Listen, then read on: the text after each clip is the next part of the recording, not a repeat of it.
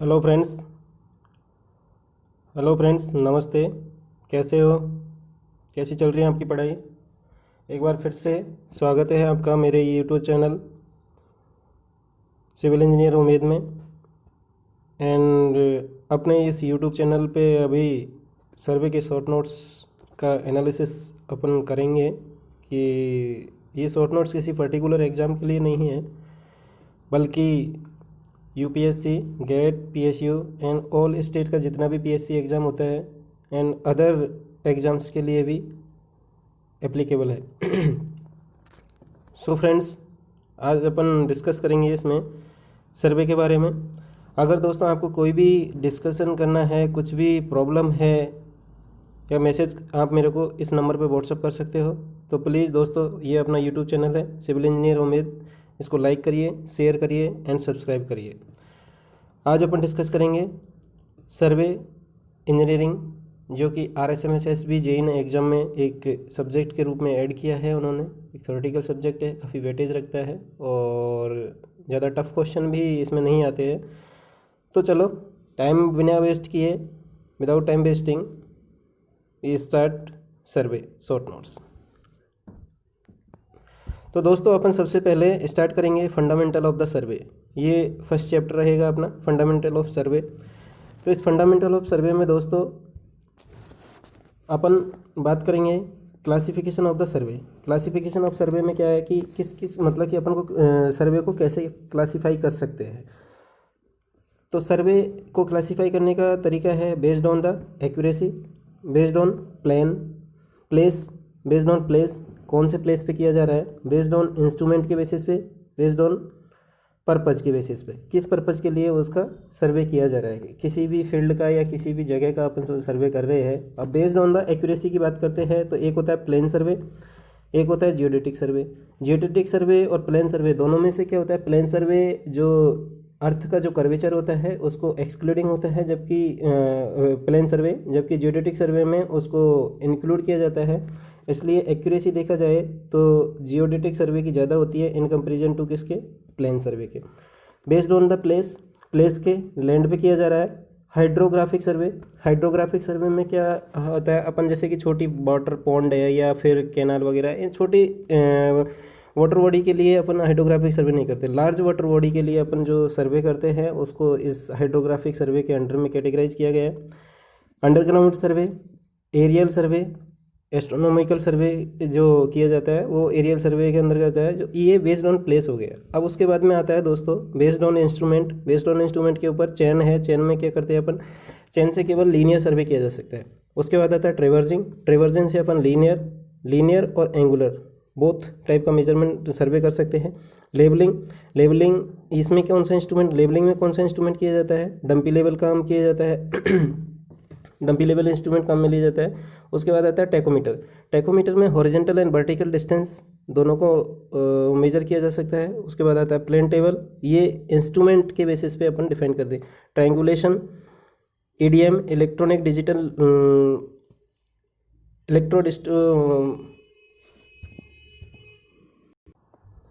EDM electronic distance measurement एक machine होती है, जैसे टेलोरीमीटर वगैरह है, वो सब इसी के अंदर इंक्लूड होता है।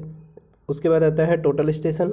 उसके बाद आता है सैटेलाइट, सैटेलाइट के थ्रू भी अपन की काम में ले सकते हैं। बेस्ड ऑन द पर्पज़ के हिसाब से इंजीनियरिंग सर्वे, कैडेस्ट्रल सर्वे, इंजीनियरिंग सर्वे, कैडेस्ट्रल सर्वे। अब ये इंपॉर्टेंट है। कैडेस्ट्रल सर्वे कैसे इंपॉर्टेंट है, क्योंकि कैडेस्ट्रल सर्वे को पब्लिक सर्वे, लैंड सर्वे, जो भी अपन की प्रॉपर्टी लाइन को डिफाइन होती है ना, वो इसी सर्वे के अंदर आता है। उसके बाद आता है डिफेंस, माइन और आर्कियोलॉजिकल, जियोलॉजिकल के अंदर। उसके बाद आता है जियोग्राफिकल, उसके बाद आता है रूट सर्वे। तो दोस्तों अपना ये हो गया अपना कि क्लासिफिकेशन ऑफ द सर्वे। सर्वे का कैसे कैसे क्लासीफाई किया जाता है, किस किस के बेसिस पे किया जाता है, based on accuracy, based on place, based on instrument, based on purpose के हिसाब से। तो दोस्तों इसमें अपन को याद करना होता है कि हाइड्रोग्राफिक सर्वे होता है केवल लार्ज वाटर बॉडी के अंदर होता है। बेस्ड ऑन एक्यूरेसी की बात की जाता है तो जियोडेटिक सर्वे मोर एक्यूरेट होता है in comparison to plane survey. Based on purpose की बात की जाती है तो cadastral, public and land survey होता है। ये जो अपनी प्रॉपर्टी लाइन होती है बिल्डिंग की, उसको डिफाइन करने के लिए भी अपन को इस सर्वे को यूज़ किया जाता है। एंड जियोलॉजिकल सर्वे में सरफेस और सब सरफेस वो टाइप के सर्वे इंक्लूड किया जाता है, वो टाइप के सब सरफेस पे और सब सरफेस पे।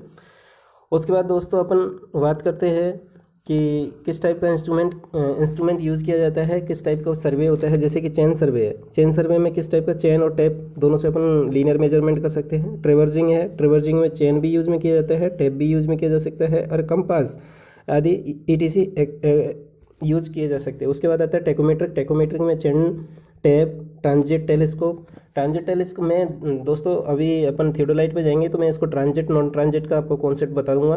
तो इसको अभी ये समझिए कि इसमें ट्रांजिट टेलीस्कोप टेकोमीटर में यूज़ किया जा सकता है। उसके बाद आता है प्लेन टेबल।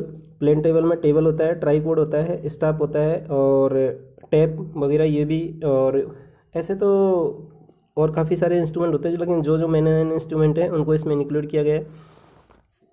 उसके बाद दोस्तों जियोडेटिक सर्वे। अब देखो यहाँ अभी अपन ने जियोडेटिक सर्वे और प्लेन सर्वे दोनों का एनालिसिस किया था। तो दोस्तों ये जियोडेटिक सर्वे और प्लेन सर्वे का भी बताते थे कि जियोडेटिक सर्वे मोर एक्यूरेट होता है और ये कितने एरिया के लिए होता है, ये 195.5 किलोमीटर स्क्वायर एरिया के से ज़्यादा होता है तो अपन को कर्वेचर कंसीडर करना पड़ता है। किसका? अर्थ का। अब इसमें देखो एक तो होता है प्लेन ट्राइंगल होता है दोस्तों, एक होता है अपना ये जियोडेटिक। तो इसमें क्या होता है, इसके तीनों एंगल का समेसन होता है वो ग्रेटर देन 180 होता है, बट लेस देन कितना होता है 540 होता है। तथा and angle A, angle B and angle C इन सभी की मैग्नीट्यूड होता है वो लेस देन 180 डिग्री होता है। अब प्लेन सर्वे में बात की जाती है तो प्लेन सर्वे में एंगल ए बी सी का समेसन होता है वो कितना होता है 180 के बराबर होता है। एंड उसके बाद में अपन बात करें कि प्लेन सर्वे और जियोडेटिक सर्वे में तो every 12 kilometre length 1 centimetre more to plane survey. मतलब जियोडेटिक सर्वे में अगर मैं 12 किलोमीटर का कोई सर्वे कर रहा हूँ तो हर एक 12 किलोमीटर पे एवरी 12 किलोमीटर के 1 सेंटीमीटर का क्या होगा, ज़्यादा हो जाएगा। तो इसलिए जियोडेटिक सर्वे क्या है, अर्थ कर्वेचर को भी इंक्लूड करके चल रहा है ना, तो इस वजह से क्या है उसमें every 12 kilometre 1 centimetre distance is more. ठीक है दोस्तों, अब आते हैं अपन principle of the survey. Very very most important question जो कि अक्सर आता रहता है कि प्रिंसिपल ऑफ द सर्वे क्या है, ये ऑप्शन में दिया होता है। तो दोस्तों प्रिंसिपल सर्वे क्या है, work from whole to part. एकदम इसको बिल्कुल रटना ही है। अब दोस्तों इसको मैं बताता हूँ कि work from whole to part क्या चीज़ है। देखो सर्वे में क्या किया जाता है, जैसे कि मैं क्या करता हूँ, अगर मैं एक एक पार्ट को लेकर के पूरे फील्ड का सर्वे करता हूं तो मेरी एरर है वो क्यूमुलेटिव होने के चांस रहते हैं। लेकिन अगर मैं पूरा होल पार्ट को सेलेक्ट करके उसके बाद में धीरे धीरे होल से एक पार्ट की तरफ जाता हूं तो मेरा एरर होता है, उनका समेसन नहीं होता है तथा क्यूमुलेशन नहीं होता है। तो इसलिए अपन क्या करते हैं, पहले होल पार्ट को सेलेक्ट करते हैं, उसके बाद में एक पार्ट पे जाते हैं। इसलिए इसको रिमेंबर याद रखने का तरीका है कि एरर को एलिमिनेट करना है, तो इसलिए पहले ऑल को सिलेक्ट करो, उसके बाद में एक पार्ट पे जाते हैं। तो इसलिए work from whole to part ये प्रिंसिपल है सर्वे का, जो वेरी वेरी इंपॉर्टेंट क्वेश्चन है। उसके बाद में कभी कभी दोस्तों ये भी आ जाता है कि locate A point by at least 2 measurement. ये प्रिंसिपल ऑफ सर्वे मतलब कि एक locate A point by at least 2 measurement, मतलब कि अपन को क्या करना है, किसी पॉइंट को लोकेट करना है, किसी लोकेट करने के लिए अपन को क्या करना है, 2 मेजरमेंट कम से कम लेने होंगे। तो इसलिए ये प्रिंसिपल ऑफ सर्वे है दोस्तों।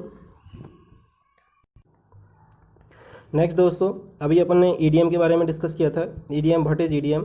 ईडीएम होता है इलेक्ट्रॉनिक डिस्टेंस मेजरमेंट। मतलब कि अपन क्या करते हैं, इससे इलेक्ट्रॉनिकली अपन को डिस्टेंस को मेजरमेंट करना होता है। तो ये ईडीएम है, ये टाइप ऑफ इंस्ट्रूमेंट ऑफ सर्वे के अंदर अपन ने डिस्कस किया था अभी, जिसके अंदर टेलीरीमीटर या डिस्टोमेट जो इंस्ट्रूमेंट है उनका यूज़ किया जाता है। कभी कभी आ जाता है, इसलिए मेमोराइज करिए।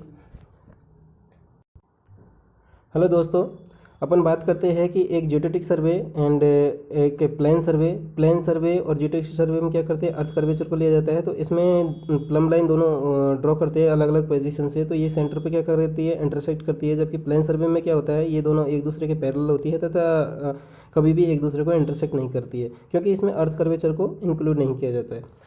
उसके बाद आता है plan and map. Graphically projection और हॉरिजेंटल प्लेन इज स्मॉल। मतलब कि ग्राफिकली प्रोजेक्शन और हॉरिजेंटल प्लेन क्या होता है, स्मॉल होता है।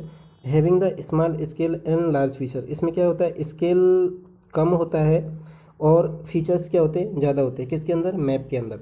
जबकि अपन प्लान के अंदर जाते हैं तो graphically representation the earth features by orthographic.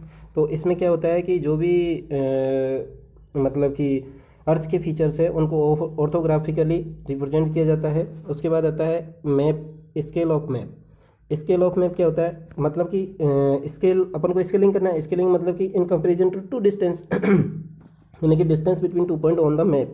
Map के ऊपर जो डिस्टेंस है उनका और corresponding distance between the 2 on ground. तो मतलब कि जो ग्राउंड पे क्या डिस्टेंस है और distance on between 2 on map, map की डिस्टेंस और ग्राउंड की डिस्टेंस, इन दोनों का जो रेशो होता है उसको अपन क्या किया जाता है, स्केल ऑफ मैप के रूप में डिफाइन किया है।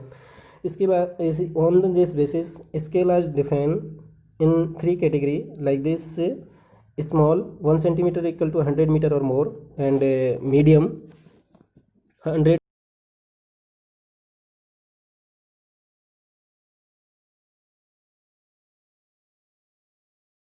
समझना होगा कि इस स्मॉल स्केल कैसे डिफाइन किया गया है। जैसे कि 1 सेंटीमीटर है, 1 डिवाइडेड बाई 100 मीटर को भी सेंटीमीटर में करूंगा तो 100 मल्टीप्लाई हो जाएगा, तो इसका जो रेशो आएगा वो लेस आएगा। इसलिए इसको कैसे किया,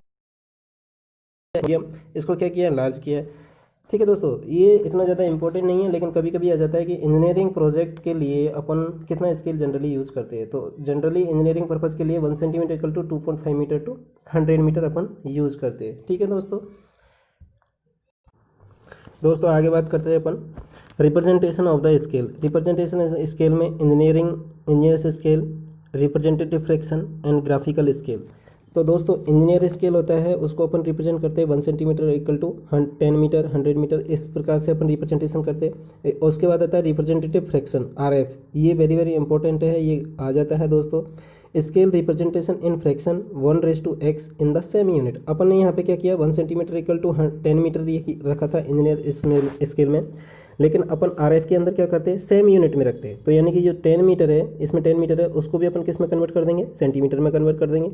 और दोस्तों ये बात याद रखना कि अगर लार्ज RF होगा तो लार्ज स्केल होगा, और लार्ज RF कब होगा, जब डिनोमिनेटर लेस होगा। तो इसका मतलब स्केल कब होगा, जब डिनोमिनेटर क्या हो, डिनोमिनेटर लेस हो, तो लार्ज स्केल होगा। इस चीज़ को अपन को याद रखना है।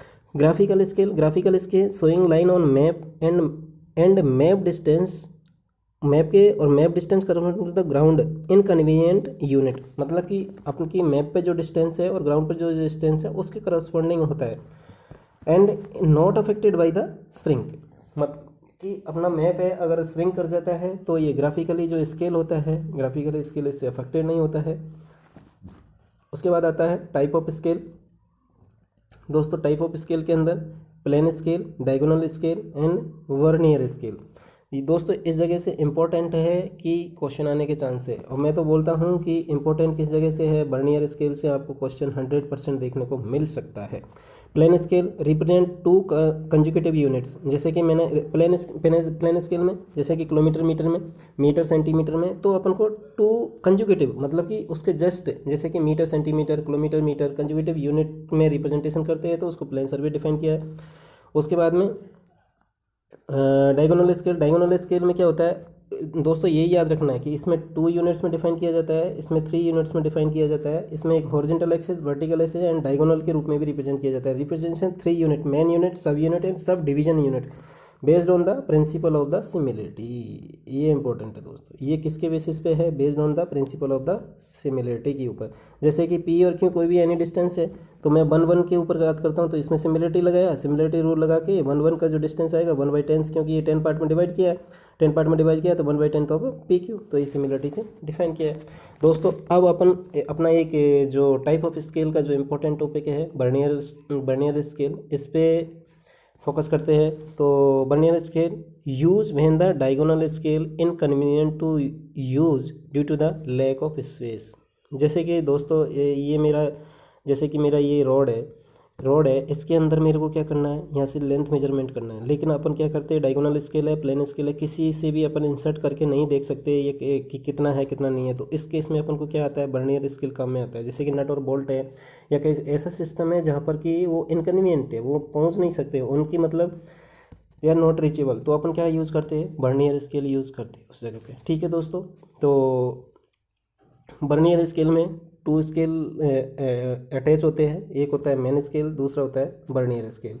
तो दोस्तों अपन आगे बात करेंगे। मेन स्केल होता है इट इज़, ये किस स्केल की तरह बिहेव करता है, प्लेन स्केल की तरह बिहेव करता है। बर्नियर स्केल ये ऑक्सिलरी स्केल है एंड लेंथ आइदर मोर और लेस, मतलब कि इसमें क्या है कि लेंथ है जो ज़्यादा भी हो सकती है बर्नियर स्केल की मेन स्केल की कंपेरिजन में, और कम भी हो सकती है। वो अपन क्या करेंगे कि इसका स्केल के मतलब कि डेफिनेशन के ऊपर डिपेंड करेगा।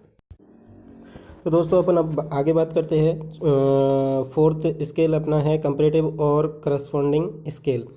कंपेरेटिव आप वर्ड से भी समझते हो। कंपेरेटिव और corresponding scale, pair of scale having the common RF and graduated to read different unit. मतलब कि इनका कंपेरेटिव और करस्पॉन्डिंग स्केल में क्या होता है कि आरएफ होता है वो सेम होता है। पेयर ऑफ स्केल है, उन दोनों का आरएफ सेम होता है लेकिन डिफरेंट डिफरेंट यूनिट को मेजर करता है। जैसे कि ये किलोमीटर को मेजर करता है तो ये किसको मेजर करेगा, माइल को मेजर करेगा। उसके बाद आता है scale of the code.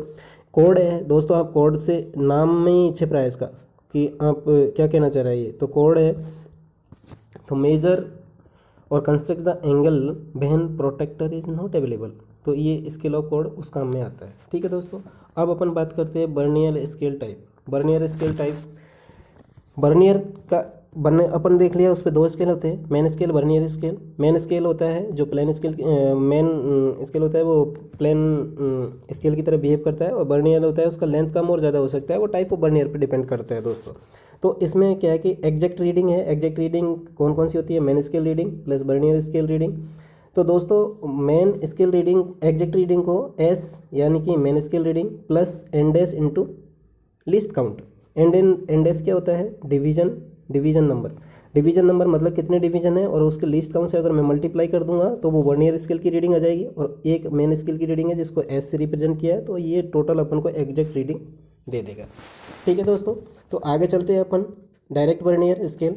Direct vernier scale में क्या होता है दोस्तों, अब मैंने क्या बताया, मेन स्केल रीडिंग क्या होती है, एस होती है, और बर्नियर स्केल रीडिंग क्या होती है, बी होती है। तो दोस्तों इसको याद रखना कि डायरेक्ट बर्नियर होता है उसमें जो length of the main scale 1 division है और B length of the vernier 1 division है। तो इसमें डायरेक्ट बर्नियर में एस की वैल्यू ज़्यादा होती है in comparison to vernier scale. तो S is greater than B या B is less than S. This is calibrated in direction of the main scale. ये कैलिब्रेशन इसका जो किया जाता है वो किस डायरेक्शन में किया जाता है, मेन स्केल की डायरेक्शन में किया जाता है। अब दोस्तों इसका लीस्ट काउंट है, लीस्ट काउंट कैसे कैलकुलेट किया जाता है कि S is greater than B है तो एस माइनस के बी, एस माइनस के बी। बी क्या है, लेंथ ऑफ बर्नियर 1 डिवीजन, तो 1 डिवीजन है तो N minus 1 divided by N, क्योंकि कम होता है N minus 1 divided by N into S. इसको एस बी की वैल्यू को इसमें से एस में से माइनस किया तो लीस्ट काउंट कितना आया, एस अपॉन एन। ठीक है दोस्तों, तो ये लीस्ट काउंट हुआ। और अगर एग्जैक्ट रीडिंग लेना है तो main scale reading plus vernier scale reading, vernier S plus and S multiply by least count. Least और एंड एस क्या है, डिवीजन यूनिट। और एन क्या चीज़ है दोस्तों, एन को हमेशा याद रखना, एन को और एंड एस में कभी भी कन्फ्यूजन मत होना दोस्तों। एन क्या है, डिवीजन ऑफ द वर्नियर, ठीक है, और एंड एस क्या है, डिवीजन नंबर।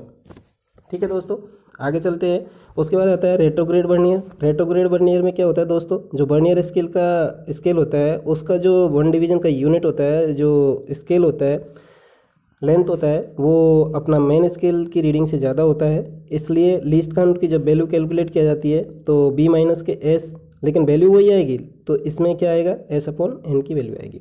और ये डायरेक्ट और रेट्रोग्रेड में एक ही डिफरेंस है, this is applicable in direction, this is calibrated in direction of the main scale and it in opposite direction of the main scale.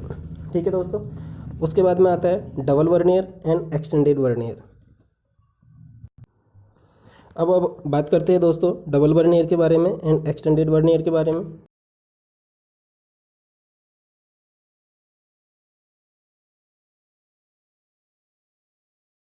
Vernier and division of vernier equal to 2n minus के 1 division of the main scale. तो ये दोस्तों इसको अपन को याद रखना पड़ेगा कि एक्सटेंडेड वर्नियर में क्या होता है कि and division of the vernier, vernier scale पे जो रीडिंग है, डिवीजन है, वो 2n माइनस 1 के बराबर होता है। Vernier of main scale in वो डायरेक्शन, मतलब इसमें कैलिब्रेशन होता है वो किस डायरेक्शन में किया जाता है, वो डायरेक्शन में कैलिब्रेटेड किया जा सकता है। Calibrated in the same direction. तो एक्सटेंडेड वर्नियर होता है उसको सेम डायरेक्शन में कैलिब्रेटेड किया जाता है। ठीक है दोस्तों, तो इन चीज़ों को अपन को याद रखना है दोस्तों कि direct vernier, retrograde vernier, double vernier, extended vernier. अब उसके बाद में आता है दोस्तों कुछ इम्पोर्टेंट फैक्ट या इम्पोर्टेंट फॉर्मूले हैं, उनको अपन डिस्कस कर लेते हैं। ठीक है दोस्तों, तो अपन सब इम्पोर्टेंट टॉपिक की बात करते हैं। श्रिंकेज फैक्टर और श्रिंकेज रेशो, मतलब कि अपन का क्या है कि कोई भी मैप है या फिर अपन कोई भी फील्ड पे काम कर रहे हैं, वो किसी भी वजह से due to any reason shrink हो गया तो वो किस फैक्टर से हो गया, तो shrink length divided by original length. मतलब कि क्या किया, ये ओरिजिनल लेंथ थी 10 मीटर के बराबर थी, अब श्रिंक होकर के कितना हो गया 8 मीटर के बराबर हो गया। तो अपन को श्रिंकेज रेशो निकालना है, श्रिंकेज फैक्टर निकालना है, वो shrink length divided by original length के बराबर करना है। तो इसलिए दोस्तों 8/10 यानी कि shrink length divided by original. तो अब दोस्तों श्रिंक लेंथ लेस है in comparison to the original length, तो इसका जो रेशो आएगा वो भी क्या आएगा, लेस आएगा। श्रिंक स्केल की बात करते हैं, ये तो श्रिंकेज रेशो निकाल लिया। श्रिंक स्केल में श्रिंकेज फैक्टर जो अपन ने अभी कैलकुलेट किया है multiply by the original scale क्या किया था अपन ने, map distance upon ground distance multiply by shrinkage factor shrink length divided by original length. तो दोस्तों इस तरह से अपन को इन चीज़ों को याद रखना है। ये क्वेश्चन में न्यूमेरिकल की फॉर्मेट में भी आ सकता है, थ्योरेटिकल फॉर्मेट में भी आ सकता है, इसलिए। उसके बाद में अब दोस्तों अपन लेंथ मेजरमेंट कर रहे हैं या एरिया मेजरमेंट कर रहे हैं, तो उस टाइम पे अपन को करेक्ट लेंथ चाहिए, करेक्ट एरिया चाहिए। तो दोस्तों अपन को अगर मेरा श्रिंक कर गया, अगर मेरा मैप है जो श्रिंक कर गया उस पर सही तरह से दिख नहीं रहा, तो मैं उसको कैसे इंटरपोलेट एक्सप्लोरेट करूँगा जिससे कि मैं अपना करेक्ट डायमेंशंस या करेक्ट एरिया या वॉल्यूम जो भी मैं कैलकुलेट करना चाह रहा हूँ वो एग्जिट कर सकूँ। तो दोस्तों इसमें क्या करना है कि करेक्ट लेंथ मेजर करना है। तो मैंने मेजर लेंथ कितनी की, divided by the shrinkage ratio. तो अपन को क्या मिल जाएगी, करेक्ट लेंथ मिल जाएगी।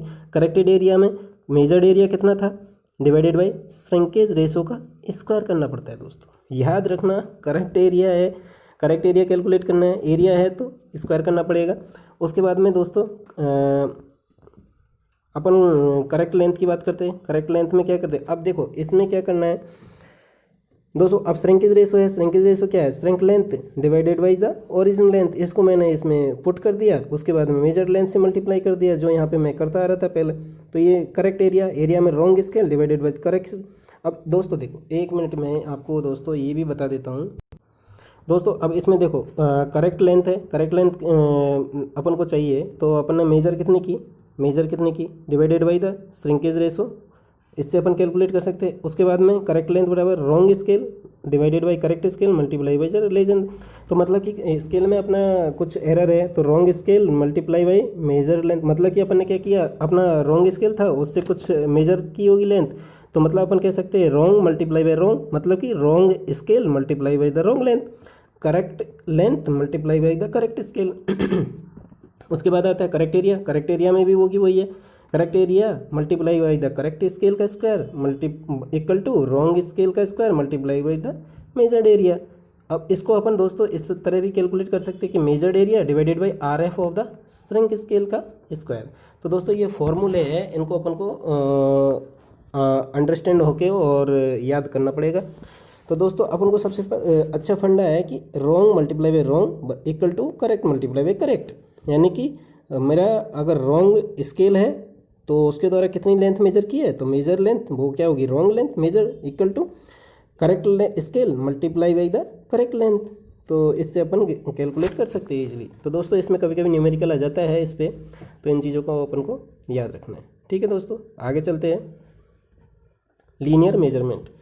तो दोस्तों लीनियर मेजरमेंट की बात करते हैं। मेथड, लीनियर मेजरमेंट में मेथड में डायरेक्ट बाई टैप और chain, optical by tachometer, indirectly अपन को मेजर करना है तो अपन किससे मेजर करेंगे, टैकोमीटर से करेंगे। डायरेक्टली करना है तो टैप और चेन से करेंगे। EDM using the light wave और माइक्रोवेव, मैंने बताया ना इलेक्ट्रॉनिक डिस्टेंस मेजरमेंट डिवाइस होती है जिससे कि अपन क्या कर सकते हैं कि एक लाइट वेव जनरेट होती है जिससे वो पल्स जनरेट होती है और वो उसमें मशीन में फीड करता है कि कितनी पल्स गया, कितनी देर तक गया, तो उसको कैलकुलेट करके अपन डिस्टेंस लीनियर मेजरमेंट कर सकते हैं। अब दोस्तों लीनियर मेजरमेंट में इम्पोर्टेंट फैक्टर आता है, मतलब इम्पोर्टेंट इंस्ट्रूमेंट आता है चेन। तो अपन चेन की बात करते हैं, तो ये चेन है यहाँ से इम्पोर्टेंट है, क्वेश्चन बनना इम्पोर्टेंट है दोस्तों इसमें से। तो पहला है revenue chain. Revenue chain 33 feet की होती है और लेंथ कितनी होती है 10.06 मीटर की होती है। तो रिवेन्यू है आर रिवेन्यू 33 फीट, लिंक कितने होते हैं 16 लिंक होते हैं।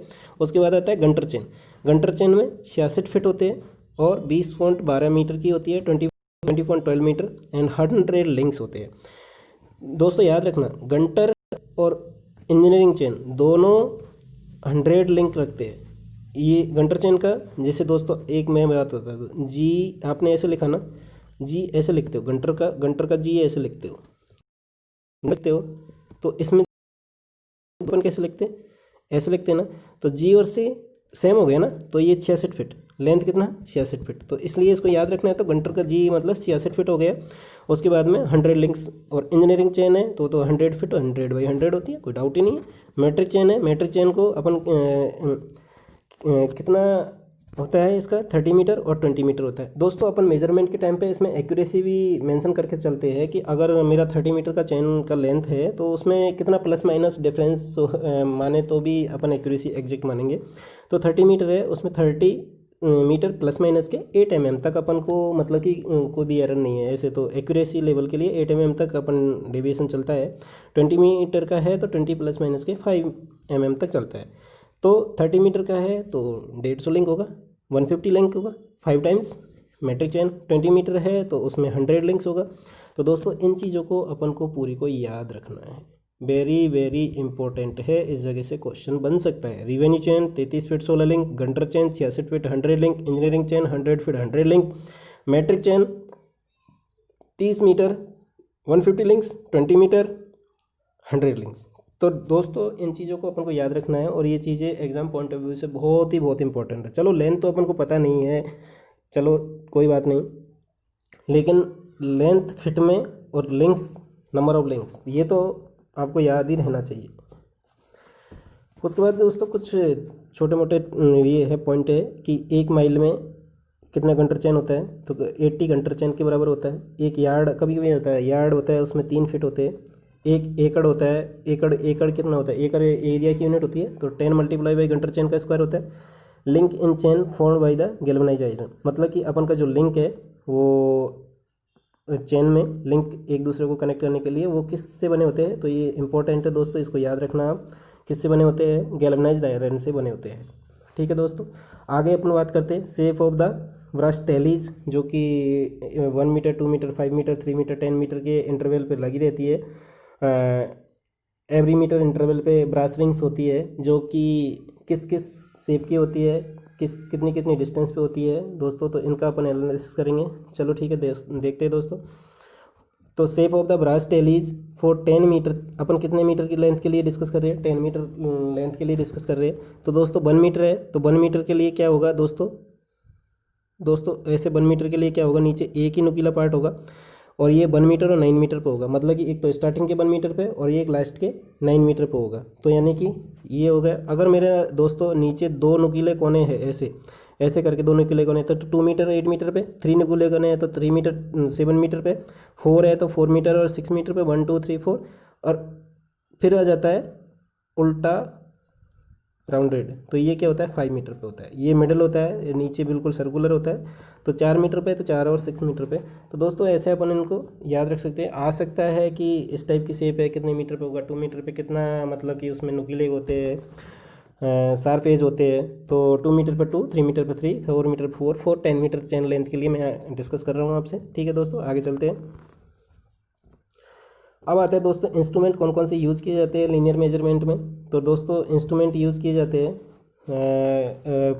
PECS for marking the station of any points, मतलब कि अपन को किसी भी पॉइंट पे अपन को स्टेशन डिफाइन करना है, मार्क करना है, तो अपन को उसमें पेक्स यूज़ किया जाता है दोस्तों। इस प्रकार से इसको रेक्टेंगुलर शेप में अपन डिफाइन कर सकते हैं, ऐसे करके नीचे ऐसे करके पैक्स डिफाइन कर सकते हैं। और इसकी साइज़ क्या होती है 25/25/150, यानी कि ये दिस 25 एंड दिस से वर्टिकल 150, 40/400। तो 2 टाइप्स के होते हैं, 2 टाइप के यूज़ कर देते हैं। Arrow for mark the position of the end of the chain और टैप, मतलब कि एंड और स्टार्टिंग पोजीशन का अपन को जो डिफाइन करना है उसमें अपन को एरो का यूज़ किया जाता है दोस्तों। अब मैं थोड़ा इसके बारे में थोड़ा ध्यान रखना। ये एरो है, ये एरो मैं दिखा रहा हूँ, तो इसका जो आउटर टू आउटर डायमीटर होता है वो कितना होता है, 50 mm का होता है।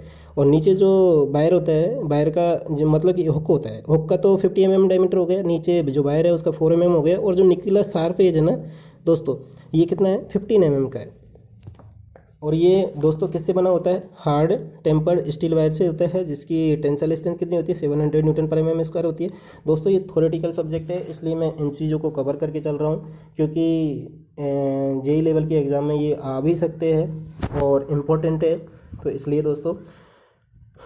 तो दोस्तों IS 1842 स्पेसिफाई द लेंथ, मतलब कि ये आ सकता है कि कौन सा कोड है जो एरो की साइज़ को डिफाइन करता है, किस कोड से अपन को एरो का डायमेंशन एनालिसिस पता चलता है। तो दोस्तों 18452 है, इसका याद रखना, 1842।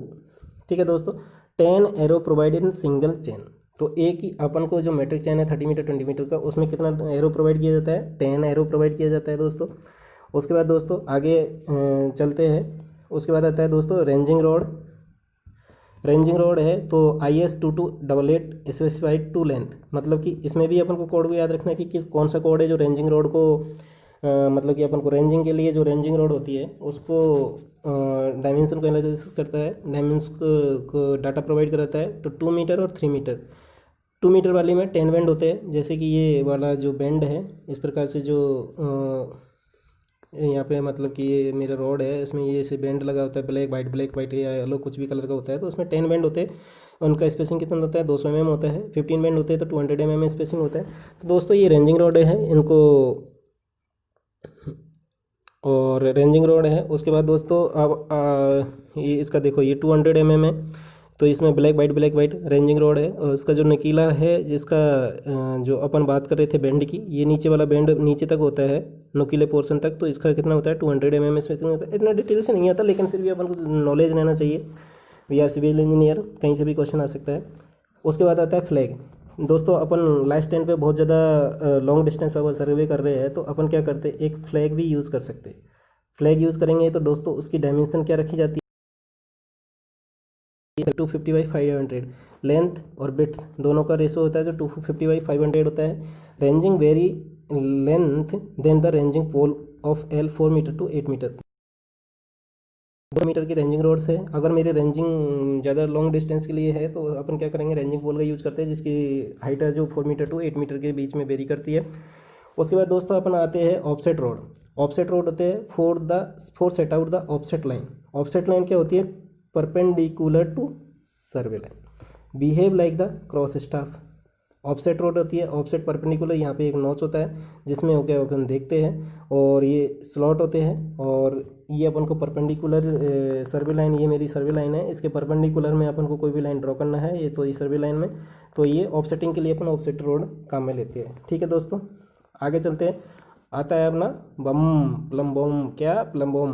तो इसमें प्लम बॉम में क्या होता है कि दोस्तों ये नीचे बेट होता है, इसका बेट, ये हाइट होती है, इस ये नीचे जो बेट लटका रहता है, इसकी जो हाइट होती है वो कितनी होती है दोस्तों, 50 mm होती है। और इसका जो वेट होता है 2 न्यूटन to 5 न्यूटन के बीच में होता है। मतलब दोस्तों ये एग्जाम पॉइंट ऑफ व्यू से बहुत इंपॉर्टेंट है। एक बार DMRC में आया था कि कि प्लम बम का वेट कितना होता है, 2 न्यूटन to 5 न्यूटन के बीच में होता है। तो दोस्तों प्लम बम के बारे में अपन डिस्कस कर रहे थे। Plum bomb 2 Newton to 5 Newton के बीच में होता है, और ये जो स्ट्रिंग होती है वो नायलॉन स्ट्रिंग होती है। Indicate the line truly vertical, ये ट्रूली वर्टिकल के लिए अपन को यूज़ में लिया जाता है प्लम बम, कि अपन का जो ले रहा है, हिंदी भाषा में बोले तो सूत बोलते हैं भाई। देखो अगर कारीगर बोलता है कि सूत में है कि नहीं है, तो भैया प्लम बम लाओ। प्लम बम लाया तो यानी कि वर्टिकल, बिल्कुल एग्जैक्टली परपेंडिकुलर। उसके बाद आता है clinometer, four slope of the ground, मतलब कि अपन को देखना है कि जैसे ये मैंने यहाँ पे दिखाया है दोस्तों, ये स्लोप है, तो स्लोप को अपन को मेजर करना है तो क्लिनोमीटर की यूज़ किया जाता है। यहाँ से आई ऑफसाइट होता है, यहाँ पे क्रॉस एयर होता है, यहाँ से अपन मेजर करते हैं। Plum bomb show the position of the angle on graduated, नीचे जो अपन का जो ऐसे इस टाइप से सर्कुलर शेप में जो स्केल होता है उस पर अपन प्लम बम डिफाइन करते हैं, और वो एंगल को अपन को प्रोवाइड करा जाता है। उसके बाद आता है दोस्तों cross staff, for setting out the offset in lateral direction, it may be oblique, मतलब कि अपन को क्रॉस स्टाफ है। क्रॉस स्टाफ को क्या है दोस्तों, क्रॉस स्टाफ है, एक दूसरे की क्रॉसिंग है, तो अपन को ऑफसेट लेटर डायरेक्शन में ऑफसेट देने के लिए आ जाए, मतलब कि लेकिन इसमें क्या होता है दोस्तों, ये लेटर डायरेक्शन दे रहा है तो ये बिल्कुल ऑफसेट भी हो सकता है और यानी ऑब्लिक प्लेन पे भी हो सकता है। उसके बाद आता है दोस्तों French staff. Line can be set out at the 45 degree, 90 degree and 135 degree angle. तो अपन का जो फ्रेंच स्टाफ होता है उससे अपन को कोई भी लाइन सेट करना है तो इस तरह का इंस्ट्रूमेंट जो होता है उससे अपन क्या करते हैं कि ये मेरा एक्सिस है, इससे 45 डिग्री, 90 डिग्री, 135 डिग्री, तो इस तरह से मैं अपन को लाइन ड्रॉ कर सकता हूँ, सेट आउट कर सकता हूँ। Optical square glass plate having the angle 45 degree to each other. एक ऑप्टिकल स्क्वायर होता है दोस्तों, ऑप्टिकल स्क्वायर में क्या होता है, जो कि उस पर ग्लास प्लेट लगी होती है, वो ग्लास प्लेट एक दूसरे से कितने एंगल पे होती है, 90 डिग्री, वो 45 डिग्री, सॉरी 45 डिग्री एंगल पे होती है। ठीक है दोस्तों, आगे चलते हैं। एक्यूरेसी की बात करते हैं दोस्तों, नीचे टॉपिक है एक्यूरेसी। तो कौन से मेथड एक्यूरेसी एंड किस पर्पज़ के लिए अपन इसको काम में लेते हैं। तो दोस्तों पहला है पेसिंग एंड पेडोमीटर, इसकी एक्यूरेसी 100 to 200 होती है। उसके बाद रहता है चेनिंग। दोस्तों यहाँ ये भी इम्पोर्टेंट है, ये भी इम्पोर्टेंट है दोस्तों एग्ज़ाम पॉइंट ऑफ व्यू से, कि आ सकता है ये एग्ज़ाम में और आया भी है, DMRC एग्ज़ाम में ये आ चुका है दोस्तों। मैं आगे लिखा होगा मैंने शायद ये क्वेश्चन। तो पेसिंग और पेडोमीटर में एक्यूरेसी कितना होता है, 100 to 100, 1/100 to 1/200। चैनिंग 1/250 to 1/1000 and steel tap और बेंड में 1/2000 से लेकर के 1/20000 के लिए था चैनिंग। चैन ट्रेवर्स, कंपार्ट ट्रेवर्स में अपन चैनिंग यूज़ करते हैं। स्टील टैप और बेंड है ट्रायंगुलेशन के लिए। Innerwear tap 1/20000 to 1/10⁵। वेस लाइन मेजरमेंट इन ट्रायंगुलेशन, तो ये इंपॉर्टेंट है दोस्तों, ये याद रखना है कि जो इनवेयर टैप होता है, इनवार टैप होता है, वो कहाँ में आता है, base line measurement in triangulation. तो in the triangulation base line के जो मेजरमेंट है, अपना बेस लाइन है, उसके मेजरमेंट के लिए किस प्रकार का टैप काम में लिया जाता है, इनवेयर टैप काम में लिया जाता है दोस्तों। ठीक है दोस्तों, आगे चलते हैं। Type of tap. तो दोस्तों अपन टाइप ऑफ टैप के बारे में अभी डिस्कस करेंगे।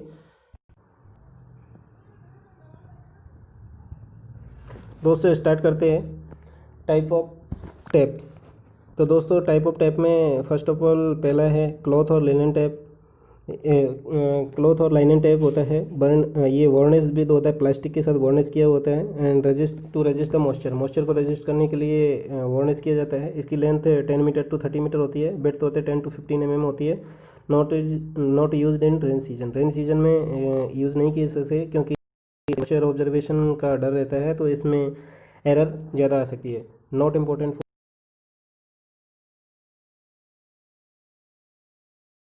टू वेरी फ्लेक्सिबल होता है, स्ट्रांग होता है और नॉन कंडक्टेबल होता है। ग्लास फाइबर पे है वो नॉन कंडक्टेबल होता है। Electronic installation and unaffected by temperature. तो इलेक्ट्रिकल मेटेलिक टैप। दोस्तों मेटेलिक टैप के लिए किसका बना रहता है, brass, copper and bronze, BBC। दोस्तों ऐसे याद रख लेना आप, ये एक ऑप्शन आ भी जाता है BBC किसके लिए, मेटेलिक टैप। मेटेलिक टैप किसका बनाता है, ब्रॉन्ज होता है, ब्रास होता है, कॉपर होता है। Affected by the temperature and dampness, तो जो भी डेम्पनेस है एनवायरनमेंट में उससे ये अफेक्ट होता है। एंड उसके बाद आता है steel tap, made by the stainless steel and protected by the corrosion. ये क्योंकि इसमें स्टेनलेस स्टील आ गया तो करोजन से प्रोटेक्टेड हो गया। इसकी जो लेंथ होती है वो 1 to 15 मीटर तक होती है। बेड्थ होती है वो 6 to 10 mm के बीच में वेरी करती है। और IS 1270 प्रोवाइड द स्पेसिफिकेशन। दोस्तों ये है ना, ये मैं बता रहा हूँ, ये कहीं ना कहीं घुसेगा, किसी न किसी जगह आपको दिखेगा कि ये स्टील टैप का जो डायमेंशंस है और स्पेसिफिकेशन है वो कौन सा कोड प्रोवाइड करवाता है। तो IS 1270। उसके बाद आता है इनवार टैप। इनवार टैप दोस्तों अभी मैंने आपको एक Invar tap, Invar is usually steel और निकल का बना रहता है। स्टील की क्वांटिटी 64% होती है, निकल की क्वांटिटी 36% होती है।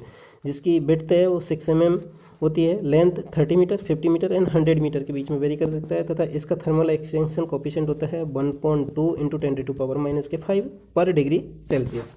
ठीक है दोस्तों, अब दोस्तों मैंने अब अभी अपन ने बात की थी कि टेकोमेट्रिक सर्वे में जो बेसलाइन मेजरमेंट, टेकोमेट्रिक सर्वे में जो बेसलाइन मेजरमेंट के लिए जो टैप काम में लिया जाता है, तो वो कौन सा टैप था? इनवार टैप था। तो दोस्तों इनवार टैप और मेटेलिक टैप, स्टील टैप, ये वेरी वेरी इंपॉर्टेंट है। और ये इनवार टैप तो बहुत इंपॉर्टेंट है कि टेकोमेट्रिक सर्वे में बेसलाइन मेजरमेंट करने के लिए कौन सा इंस्ट्रूमेंट काम में लिया जाता है, तो वो कौन सा सर्वे है दोस्तों, कौन सा टैप है दोस्तों? Invar tap. ठीक है दोस्तों, आगे चलते हैं। उसके बाद आते हैं करेक्शन फॉर चेन। दोस्तों करेक्शन, अब करेक्शन ये इंपॉर्टेंट टॉपिक है, इससे भी क्वेश्चन बनते हैं। तो दोस्तों अपन करेक्शन की बात करते हैं। तो स्टैंडर्डाइजेशन के लिए करेक्शन मतलब कि अपना लेंथ कितना है, एक्चुअल लेंथ कितना है और फील्ड में मेजरमेंट कितना हुआ है, उनके लिए जो करेक्शन है वो स्टैंडर्डाइज के लिए है। तो एरर बराबर L node minus L correction. तो एरर जितना है उसका नेगेटिव अगर मैं उसमें अप्लाई कर दूंगा तो वो करेक्शन हो जाएगा। ऑब्वियस सी बात है, पॉजिटिव अगर एरर है तो नेगेटिव करेक्शन अप्लाई करो, नेगेटिव एरर है तो करेक्शन पॉजिटिव अप्लाई करो।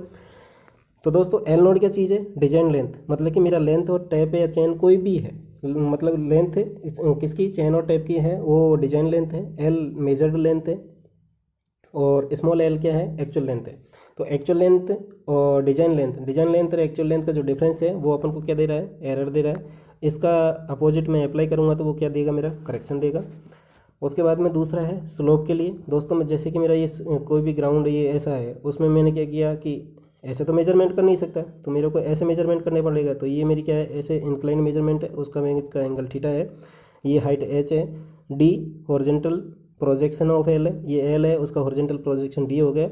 अगर दोस्तों slope correction C S directly आप इस तरह से भी कैलकुलेट कर सकते हो या फिर माइनस के एच स्क्वायर अपॉन 2l, क्योंकि हमेशा नेगेटिव होगा। करेक्शन अप्लाई कर रहे हैं, तो करेक्शन हमेशा नेगेटिव होगा, एरर पॉजिटिव आएगी क्योंकि लेंथ ज़्यादा है लेंथ ज़्यादा है तो करेक्शन क्या होगा? नेगेटिव होगा। और दोस्तों ये याद रखना, ये थोड़ा इंपॉर्टेंट है कि अगर मेरा जो थीटा है, स्लोपिंग थीटा एंगल है, वो अगर लेस देन 30 डिग्री है तो अपन कोई भी करेक्शन अप्लाई नहीं करेंगे। ठीक है दोस्तों, आगे चलते हैं अपन। Correction for tape for standardization के लिए करेक्शन है, उसको उन्होंने नाम दिया सी ए बराबर एल माइनस के L naught multiply by L capital L divided by the small L node. दोस्तों अपन पहले ही डिस्कस कर चुके हैं, कैपिटल एल क्या चीज़ है? Measured length. Small L node क्या चीज़ है? Design length. And small L node design length हो गया, स्मॉल एल क्या चीज़ है? एक्चुअल लेंथ होता है। तो सी ए बराबर एल माइनस के L naught multiply by capital L divided by the L naught. If the L is less than L naught then the negative, C A negative होगा। तो ये depend करता है कि एल के ऊपर, actual length L node design length के ऊपर डिपेंड करता है दोस्तों। उसके बाद आता है slope, same as the chain, always cumulative होता है। कैसे होता है? ऑलवेज क्यूमुलेटिव होता है और हमेशा क्या होता है? नेगेटिव होता है। और स्लोप करेक्शन होता है टैप के लिए, अपन डायरेक्टली ये फॉर्मूला भी अप्लाई कर सकते हैं, L multiply by sec theta minus के 1। यहाँ पे कैपिटल एल है मेजर लेंथ, कितना मेजर लेंथ मेजर किया, कितने स्लोप पे किया, तो उसको सेक थीटा माइनस के 1। तो इससे अपन का क्या निकल के आ जाएगा? करेक्शन फॉर द स्लोप निकल के आ जाएगा दोस्तों। उसके बाद आता है correction for the pull. Correction for pull है, तो दोस्तों मैंने क्या किया कि अपन का कोई भी टैप और चेन है, एक स्टैंडर्ड लोड के लिए पुलिंग के लिए किया जाता है कि इतने पुल मैं लगाऊंगा फील्ड में, इतने लेंथ से अगर उसको पुल करूँगा तो कोई भी स्ट्रेचिंग नहीं होगी, कोई भी एरर नहीं आएगी। लेकिन फिर भी उससे ज़्यादा या कम जो भी अप्लाई कर रहे हैं फील्ड में, तो उस पर क्या एरर आता है, क्या करेक्शन करना पड़ता है? तो करेक्शन फॉर द पुल, जिसको रिप्रेजेंट किया है करेक्शन फॉर पुल से सी पी बराबर के पी माइनस के P not multiply by L upon A. L क्या चीज़ है? मेजर लेंथ, जो मैं पहले ही बता चुका हूँ, क्योंकि कैपिटल ए है। ए क्या चीज़ है? उसका एरिया है। ई क्या चीज़ है? 2 × 10⁵ न्यूटन पे M M square modulus of plasticity. P क्या चीज़ है? अप्लाइड लोड है। पी क्या चीज़ है? अप्लाई लोड है। पी नोड क्या है? डिजाइन लोड है, जो कि उसको फील्ड उसमें फैक्ट्री में बनाया गया है, जहाँ पे लैब में बनाया गया है, जितने लोड के लिए बनाया गया है, लेकिन फील्ड में जो अप्लाई किया गया है वो अप्लाइड लोड हो गया। ठीक है दोस्तों, उसके बाद आता है करेक्शन फॉर टेम्परेचर, मतलब कि मैंने क्या किया, कोई भी टैप है वो किसी भी फिक्स टेम्परेचर के लिए डिजाइन किया है, लेकिन फील्ड में हो सकता है ज़्यादा, मेरा राजस्थान है, राजस्थान में देखो 50 डिग्री सेल्सियस पर भी टेम्परेचर पहुंच जाता है। हो सकता है कि मैंने जो टैप है या जो भी इंस्ट्रूमेंट, मेजरिंग इंस्ट्रूमेंट मैंने डिजाइन किया है वो कम टेम्परेचर के लिए किया है, तो उसमें टेम्परेचर का इफेक्ट इंक्लूड किया गया है दोस्तों, जिसको सी टी से रिप्रेजेंट किया है, alpha into T M minus के T naught multiply by L. Alpha steel का 3.5 इंटू 10⁻⁻6 पर डिग्री सेल्सियस होता है। Alpha of the invar type होता है 1.22 इंटू 10⁻⁻7 पर डिग्री सेल्सियस होता है दोस्तों। उसके बाद में अपन दोस्तों आगे चलते हैं। उसके बाद में दोस्तों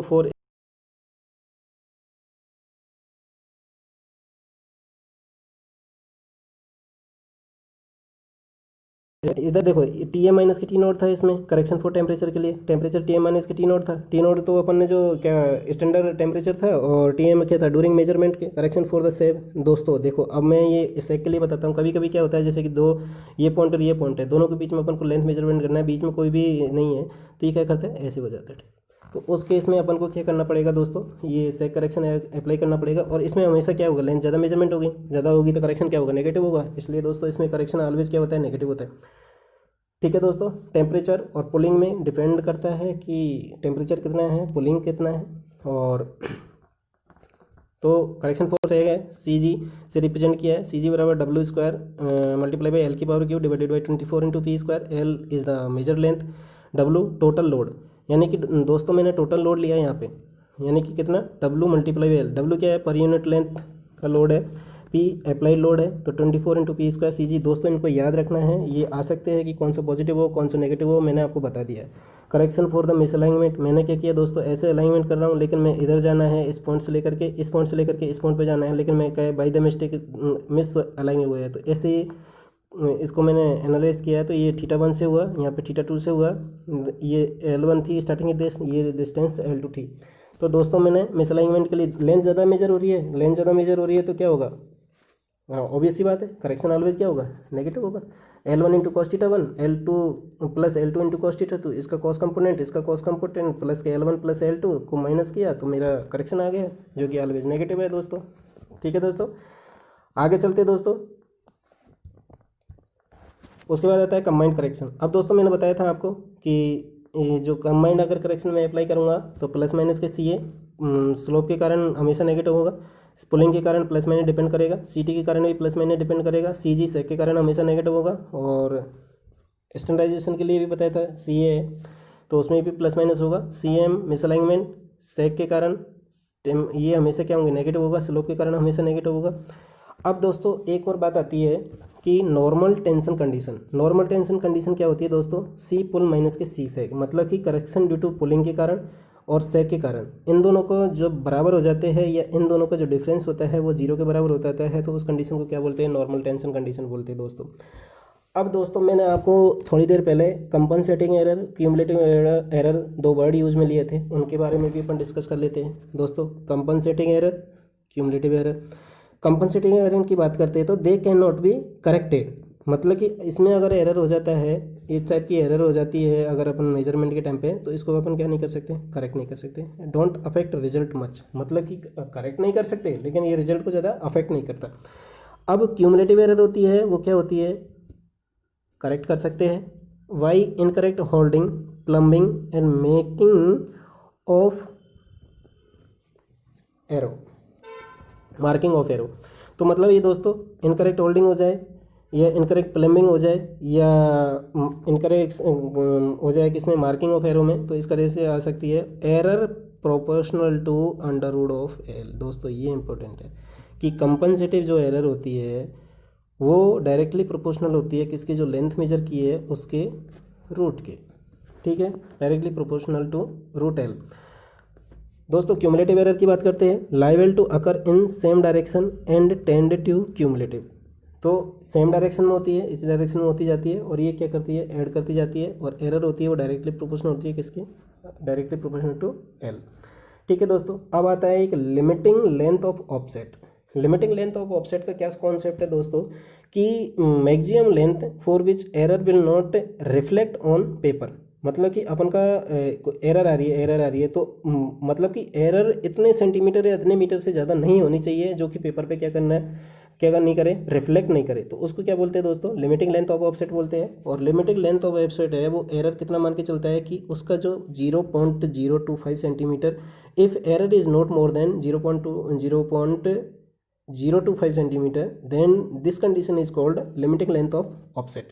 यानी this means maximum length for which the error will not reflect on paper, that is called the limiting length of the offset. ठीक है दोस्तों, इसको अपन आगे डिटेल से थोड़ा देखते हैं।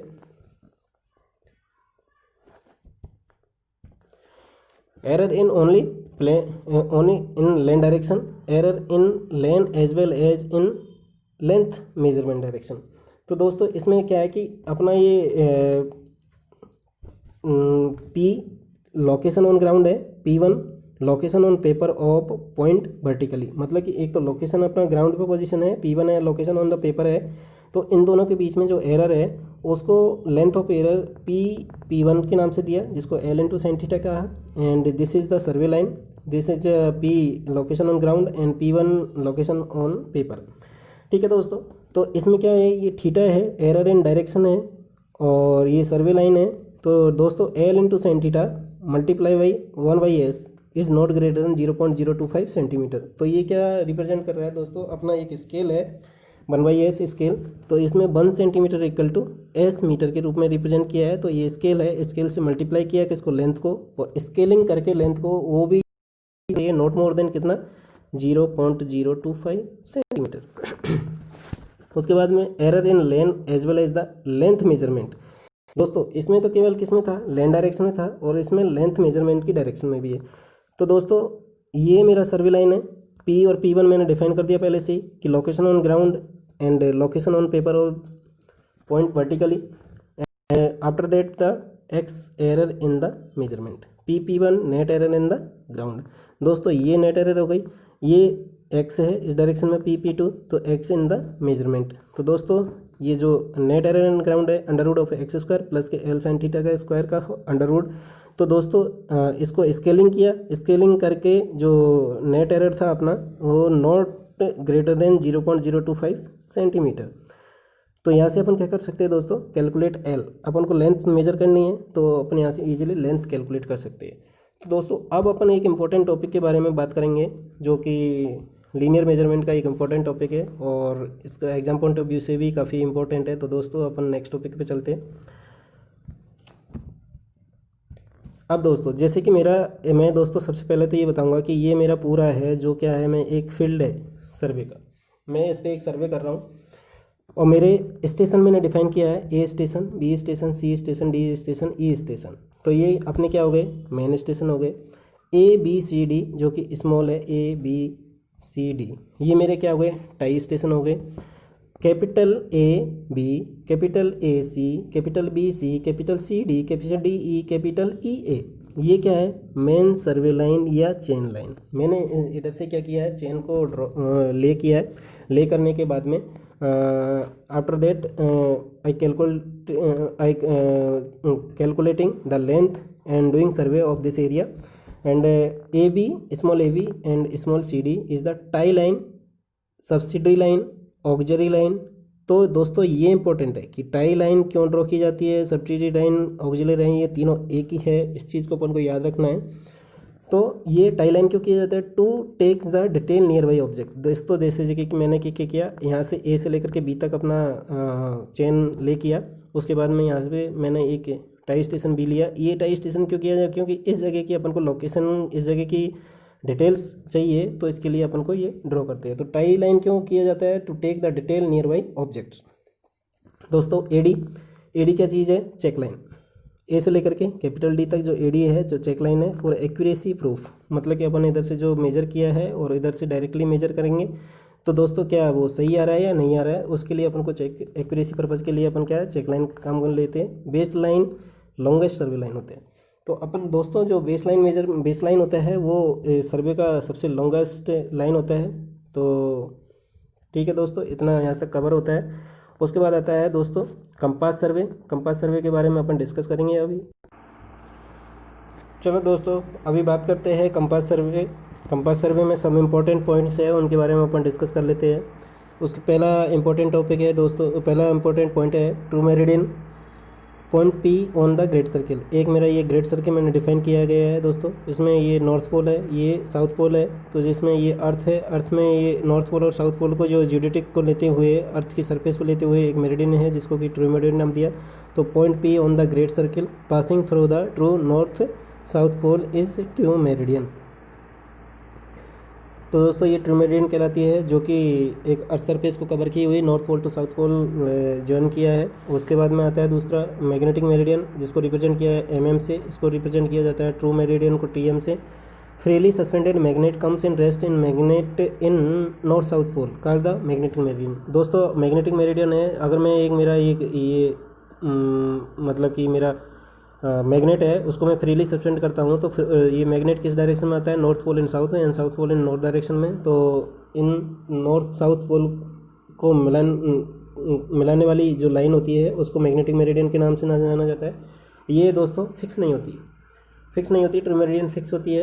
उसके बाद आता है दोस्तों grid meridian for survey of any wide area, true meridian assume the grid meridian. तो मतलब कि किसी भी लार्ज एरिया का अपन को सर्वे करना है, मेजरमेंट करना है, तो उस कंडीशन में अपन क्या कर सकते हैं दोस्तों, इसका ट्रू मेरिडियन होता है उसी को ग्रिड मेरिडियन एज्यूम कर लेते हैं। Arbitrary meridian taken as to any convenient direction named as the arbitrary meridian. उसके बाद दोस्तों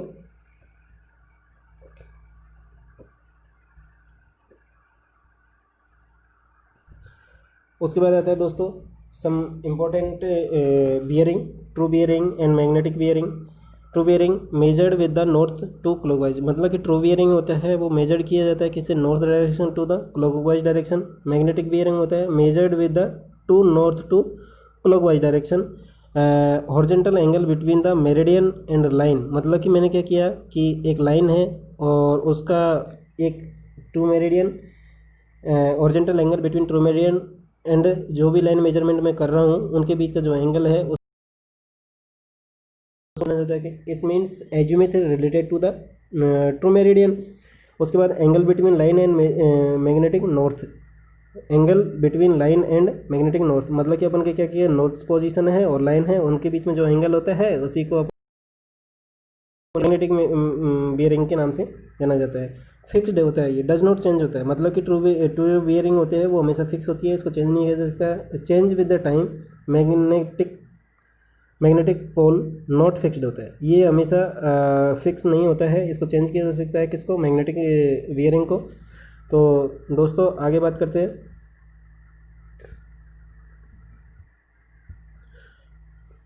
मैग्नेटिक ट्रू बियरिंग और मैग्नेटिक बियरिंग की बात कर रहे थे। फिक्स्ड होता है ये ट्रू बियरिंग और डज नॉट चेंज किया जाता है। Determined by the assumed observation, astronomical observation के द्वारा, एज्यूम्ड जो एस्ट्रोनॉमिकल सर्वे होता है उसके द्वारा कैलकुलेट किया जाता है। जबकि अपना जो मैग्नेटिक बियरिंग होती है बाई प्रिज्मेटिक कंपास में, तो अपन ये कह सकते हैं कि सर्वेयर कंपास और प्रिज्मेटिक कंपास से क्या करते हैं, होल सर्कल बियरिंग, और सर्वेयर कंपास से क्वाड्रेटिक बियरिंग के थ्रू अपन मैग्नेटिक बियरिंग कैलकुलेट कर सकते हैं। उसके बाद आता है आर्बिटरी बियरिंग होता है it is the horizontal angle between the line and arbitrary meridian. Horizontal angle होता है किस के बीच में होता है, आर्बिटरी मेरिडियन एंड लाइन के बीच में।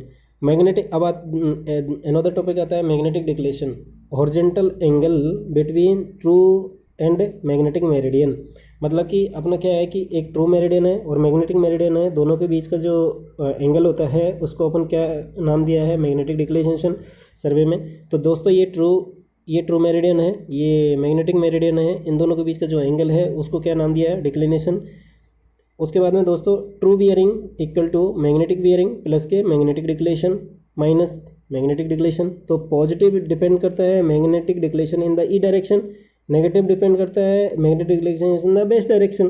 तो इस प्रकार अपन ट्रू बियरिंग कैलकुलेट कर सकते हैं। एम डी मैग्नेटिक डिक्लेशन होता है ग्रेटर नियर पोल, तो मैग्नेटिक डिक्लेशन कहाँ पे ज़्यादा होता है, पोल्स पे ज़्यादा होता है, इक्वेटर के कंपैरिजन में, समर में ज़्यादा होता है, इन विंटर के कंपैरिजन में, इन डे टाइम में ज़्यादा होता है, इन नाइट के कंपैरिजन में। उसके बाद दोस्तों आगे आता है isogonic line.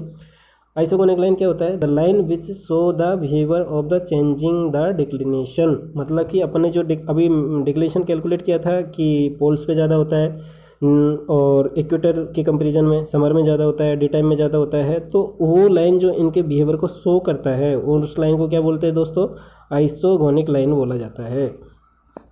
Follow irregular path, तो ये क्या करती है, इरेगुलर पाथ को फॉलो करती है आइसोगोनिक लाइन, कोई भी रेगुलर पाथ नहीं होता। उसके बाद आता है दोस्तों agonic line, a case of the isogonic in which the declination equal to 0 and true meridian and magnetic meridian coincide. तो अपन ने दोस्तों देखा था कि ये ट्रू मेरिडियन है, ये मैग्नेटिक मेरिडियन है, दोनों के बीच में जो एंगल है वो अपन का क्या कहलाता, डिक्लिनेशन कहलाता था। लेकिन is called declination what the when the declination become to 0 then the true meridian and magnetic meridian coincide, तो then this condition is called the agonic condition and जो लाइन फॉर्म होता है उसको क्या बोलते हैं, एगोनिक लाइन बोलते हैं। ठीक है दोस्तों, उसके बाद आता है डिप। डिप होता है वर्टिकल एंगल होता है, नॉट ओरिजेंटल एंगल, ये याद रखना बस। Vertical angle of the magnetic needle with the horizontal, एक हॉरिजेंटल के साथ में मैग्नेटिक निडल का, हॉरिजेंटल के साथ में जो vertical angle of magnetic needle with the horizontal line, horizontal line का वर्टिकल एंगल होता है किसके साथ में, मैग्नेटिक निडल का हॉरिजेंटल के साथ में जो एंगल होता है वो डिप को रिप्रेजेंट करता है। मतलब कि ये दोस्तों इधर क्लियर हो गया कि वर्टिकल एंगल होता है मैग्नेटिक निडल विद हॉरिजेंटल के साथ में। तो दोस्तों जैसे जैसे अपन नॉर्थ पोल की डायरेक्शन में जाते हैं तो हॉरिजेंटल एंगल है वो कितना हो जाता है, 90 डिग्री हो जाता है, और जैसे जैसे इक्वेटर की तरफ आते हैं तो 0 डिग्री हो जाता है। तो ये एंगल कहाँ से कहाँ तक वेरी करता है, 0 डिग्री से लेकर के 90 डिग्री भी होता है, 0 डिग्री का होता है इक्वेटर पे और 90 डिग्री होता है पोल्स पे। ठीक है दोस्तों, आगे डिस्कस करते हैं। उसके बाद दोस्तों ये मेरा जो मैंने बताया था कि वर्टिकल एंगल होता है मैग्नेटिक निडल का विद द हॉरिजेंटल, ये हॉरिजेंटल हो गया, ये वर्टिकल एंगल हो गया। ये एंगल क्या कहलाता है, डिप एंगल कहलाता है। 0 से 90 के बीच में वेरी करता है, पोल पे जैसे जाएगा तो 90 डिग्री हो जाएगा, इक्वेटर पे आएगा तो 0 हो जाएगा, क्योंकि दोनों पैरेलल हो जाएंगे एक दूसरे के। थीटा बराबर 0 इक्वेटर, थीटा बराबर 90 डिग्री पोल होता है। उसके बाद आता है दोस्तों isoclinic line, aclinic line. Isoclinic line क्या होती है, the line joint with the same value of the dip point. दोस्तों ये याद रखना, same value of the dip point है उसको ज्वाइन करना है तो आइसोक्लिनिक लाइन होगा। और एक्लिनिक लाइन क्या होता है, अगर मैं सेम वैल्यू की जगह कर दूँ 0 तो in the line which join the point of the 0 dip, तो 0 डिप को जो लाइन मैच करती है वो एक्लिनिक लाइन कहलाती है। ठीक है दोस्तों, अब दोस्तों आता है limit of accuracy. Limit of accuracy है तो इसके बारे में अपन डिस्कस कर लेते हैं। तो दोस्तों लिमिट ऑफ एक्यूरेसी क्या है, angular error of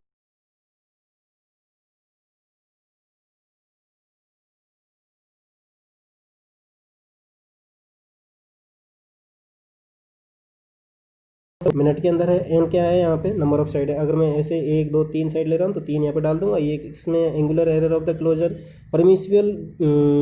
permissible bearing error is not greater than 15 minutes, तो ये 15 मिनट से ज़्यादा नहीं होनी चाहिए। अब उसके बाद आता है डिग्री ऑफ एक्यूरेसी।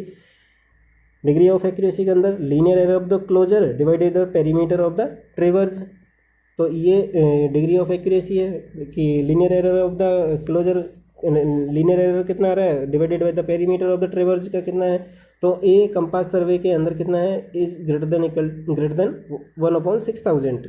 ठीक है दोस्तों, अब आगे डिस्कस करते हैं अपन फोरबियरिंग एंड बैकबियरिंग। अपन कोई भी सर्वे करते हैं, एक अपना बेंचमार्क होता है, एक अपना स्टेशन पॉइंट होता है, उससे अगर फॉरवर्ड डायरेक्शन में जो रीडिंग लिया जाता है उनको फॉरवर्ड इंटरमीडिएट बियरिंग के नाम से, फोरबियरिंग के नाम से जाना जाता है। बैक साइड में जो रीडिंग लिया जाता है बेंच सेटअप करने के लिए, वो अपना बेंचमार्क सेटअप करने के लिए वो बैक बियरिंग के नाम से जाना जाता है। तो दोस्तों fore bearing back bearing of a line always difference जो होता है वो ऑलवेज होता है 180 डिग्री पे। अगर ये if the difference is not 180 degree then the on that place any type of attraction may be compass, जो भी अपन सर्वे कर रहे हैं उसके अंदर हो सकता है कि वहाँ पर आयरन का रॉड हो, आयरन का शेडिंग हो, कुछ भी हो सकता है जिसके कारण अट्रैक्शन आ रहा है और डिफरेंस क्या आ रहा है अपना 180 डिग्री नहीं आ रहा है।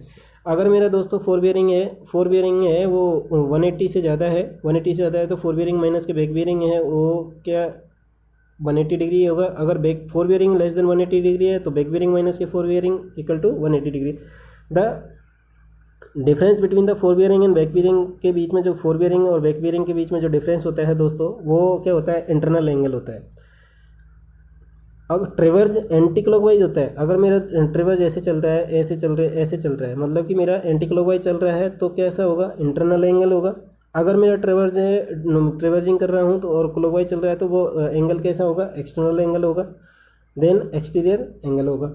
ठीक है दोस्तों, उसके बाद आता है दोस्तों टाइप ऑफ कंपास। दो तरह के होते हैं दोस्तों, 2 टाइप्स के होते हैं। अभी अपन थोड़ी देर पहले देखा था कि एक सर्वेयर कंपास होता है, दूसरा प्रिज्मेटिक कंपास होता है। अब दोस्तों सर्वेयर कंपास में प्रिज्मेटिक कंपास में कुछ डिफरेंस है वो देख लेते हैं। सर्वेयर कंपास में एज बार टाइप निडल होती है इसमें, और इसमें क्या होती है, ब्रॉड निडल होती है। मतलब कि इसमें जो होती है ऐसे होती है, जबकि इसमें क्या होती है, ऐसे ब्रॉड एज टाइप से होती है, ब्रॉड निडल होती है। इसमें एज बार टाइप शार्प एज होती है। ग्रेजुएटेड रिंग जो उसमें जो रीडिंग्स होती है वो graduated ring attached with the box, जो बॉक्स होता है अपना बॉक्स होता है उसके साथ में ग्रेजुएशन रिंग भी अटैच्ड होती है। And rotated along with the line of site, मतलब कि जो भी मैं लाइन ऑफ साइट कर रहा हूँ उसके साथ में जैसे भी कर रहा हूँ उसके साथ में रोटेट होती है। Graduation have the 0 degree north and 0 degree north and south. अगर मेरा ये नॉर्थ पॉइंट है, ये मेरा साउथ पॉइंट है, तो नॉर्थ और साउथ पॉइंट के बीच में मेरा 0 डिग्री होता है और 90 डिग्री ईस्ट और वेस्ट डायरेक्शन में होता है। जबकि प्रेसिडेंट कंपास है वो होल सर्किल बियरिंग मेजर करता है और ग्रेजुएशन 0 डिग्री एट साउथ होता है, 90 डिग्री एट वेस्ट होता है एंड 180 डिग्री एट नॉर्थ होता है and 270 degree at east position पे ऐसे इसमें होल सर्किल बियरिंग के रूप में होता है।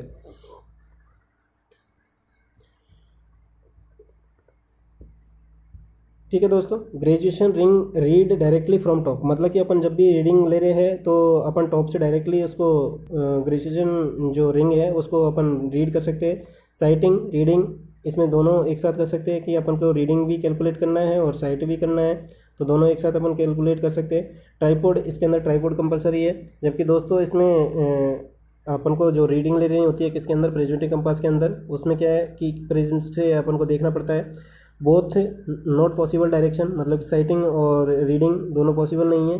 ट्राइपॉड नोट कंपलसरी, अपन हैंड पे भी रख के या कहीं प्लेस पे भी रख के अपन रीडिंग नोट कर सकते हैं। Adjustment of the sensitive bubble, इसमें क्या करते हैं कि अपन को एडजस्टमेंट करना बन रहता है, जो भी अपना सेंसिटिव बबल है उसको एडजस्ट किया और रीडिंग नोट किया और अपना प्रिज्म से देख करके अपन रीडिंग ले सकते हैं। जबकि सर्वेयर कंपास में अपन क्या कर सकते हैं, फ्रॉम टॉप से भी रीडिंग ले सकते हैं और साइटिंग और रीडिंग दोनों एक साथ ले सकते हैं, जबकि इसके अंदर साइटिंग और रीडिंग दोनों एक साथ नहीं कर सकते। ठीक है दोस्तों, तो आज के लेक्चर में इतना ही। नेक्स्ट टॉपिक अपना होगा थियोडोलाइट एंड टैकोमीटर से अपन स्टार्ट करेंगे। ठीक है दोस्तों, आगे जो नोट्स बना रखे हैं मैंने तो थैंक यू दोस्तों, अपने दोस्तों को शेयर करिए और हो सकता है कि हेल्पफुल हो जाए। YouTube channel civil engineer Umed को लाइक कीजिए एंड सब्सक्राइब करिए, अपने दोस्तों को बताइए और मेरे